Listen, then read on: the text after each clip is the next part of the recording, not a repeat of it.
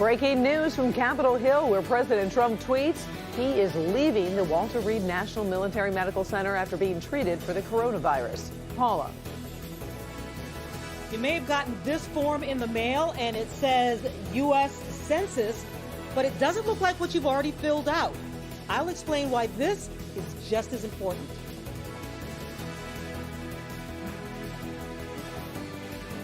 And temperatures, no doubt about it, we're in the fall category over the weekend, but they are on the upswing. Find out how long we get to hold on to this unseasonable warmth right now. First at 4. Local 4 News starts now with a breaking news alert. Good afternoon. We are following breaking news from Washington, where President Trump is preparing to return to the White House after spending 3 days hospitalized for treatment of the coronavirus. Devin Scillian following the latest from our newsroom and has what is going to happen in the next couple of hours. Devin. Well, in fact, Karen, this has all happened within the last hour or so. President Trump is in, of course, a tough political campaign right now, fighting for re-election, but he's also been fighting the coronavirus since at least Friday. Friday when he went to the hospital anyway. Let's start there at Walter Reed in Washington. But a short time ago, the president took to Twitter to make an announcement. Quote, "I will be leaving the great Walter Reed Medical Center today at 6:30 p.m. feeling really good. Don't be afraid of COVID. Don't let it dominate your life. We have developed under the Trump administration some really great drugs and knowledge. I feel better than I did 20 years ago." End of tweet. Supporters of the president have been keeping a vigil outside Walter Reed. Their wishes will be granted soon when the president leaves. A short time ago, his doctors said the president is still receiving medications to treat the virus, but patients are released every day while still being medicated. They are cautiously optimistic that he will get world-class care at the White House, of course, and the next several days will be closely watched. We're looking to this weekend. If we can get through to Monday with him remaining the same or improving, better yet, then we will all take that final deep sigh relief. But as I said, 24/7 world-class medical care surrounding him down there. We're not going to miss anything that we would have caught. Yesterday, we saw the president in a brief drive-by outside the hospital waving to supporters. We may see this scene again in a couple of hours when the president heads back to the White House, raising a lot of questions about the security detail in the car with him. Let's check in with Dr. Frank McGeorge for a look at the medical implications of all of these developments. Frank?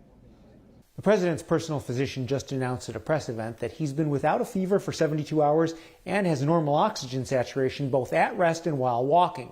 Now, those would be good criteria to suggest discharge was safe. But that said, it is definitely not standard for a patient who's on both remdesivir and dexamethasone, as the president is, to go home. But of course, we're also not talking about just any home. The White House has medical staff and facilities on hand. It's not the same as a hospital, but it's not quite just going home either. Now, even with his discharge planned, his physician did leave the door open for the potential of worsening, saying the president is not out of the woods yet.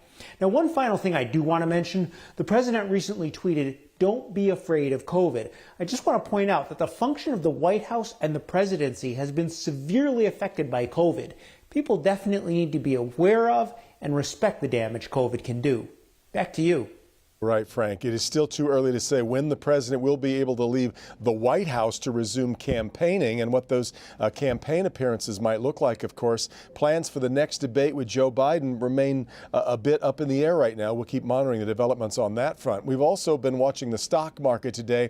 It has been on the rise dramatically, with the Dow Jones Industrial Average up more than 400 points. You see almost 466 at this hour. Analysts say the rise due to encouraging news about the president's health and also some hopeful signs of progress in negotiations for new economic stimulus package coming forth in Congress. So a lot more to come. We'll have another update coming up at 5. Karen, back to you. All right, we'll see you then. Thank you, Devin. Meantime, White House Press Secretary Kayleigh McEnany has tested positive for coronavirus. She made the announcement on Twitter this morning, stating she has no symptoms and had tested negative every day since Thursday. 2 of her aides have also tested positive for the virus. She and her aides join a growing list of those attached to the White House who have tested positive.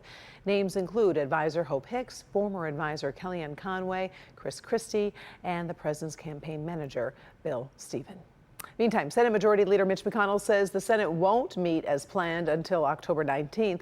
The announcement comes after 3 members of the Senate, 2 of them on the Judiciary Committee, have tested positive for the coronavirus. Others have tested negative but have gone into quarantine.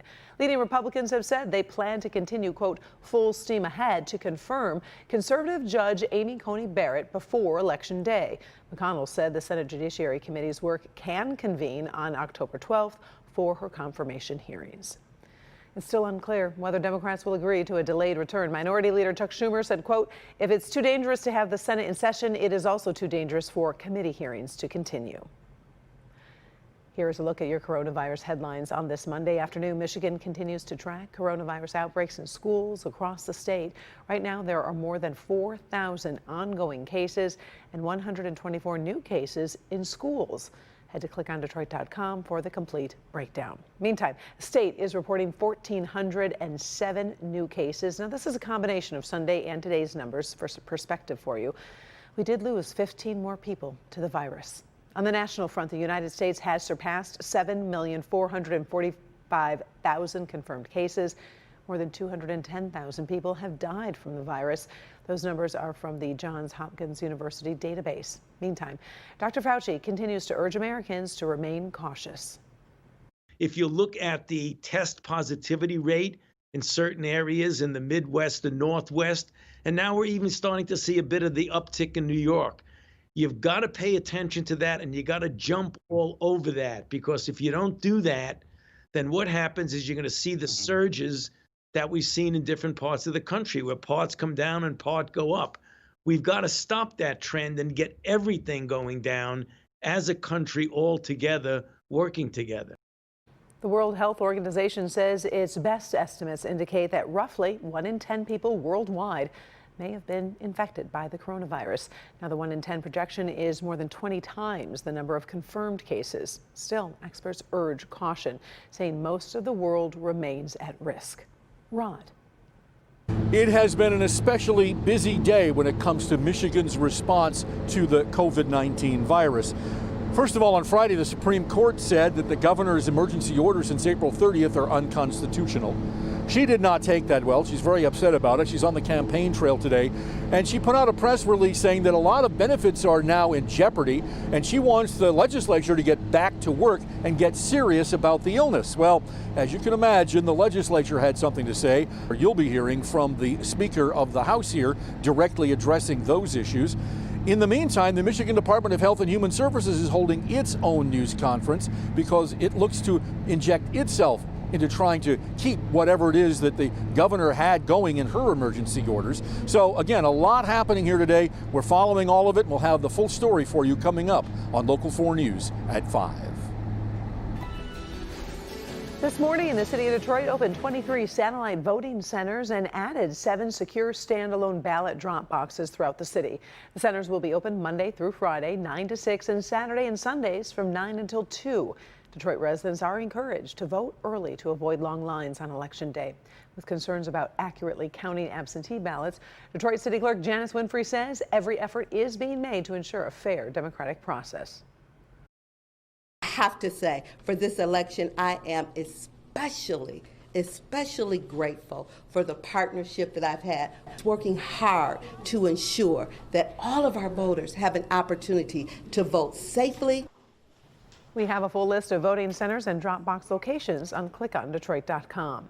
Bernie Sanders has made his way to Michigan today. Sanders made a stop over in Ann Arbor to talk to college students. His event was also live streamed to college students across the state. Sanders took a moment from his speech to wish President Trump and First Lady Melania Trump a full and speedy recovery from coronavirus. Sanders will later be at a drive-in rally over in Macomb County, urging people to vote and discuss the importance of this election. Time now for our first look at the forecast. Let's bring in Ben, and I understand we got some warm weather kind of coming our way, Ben.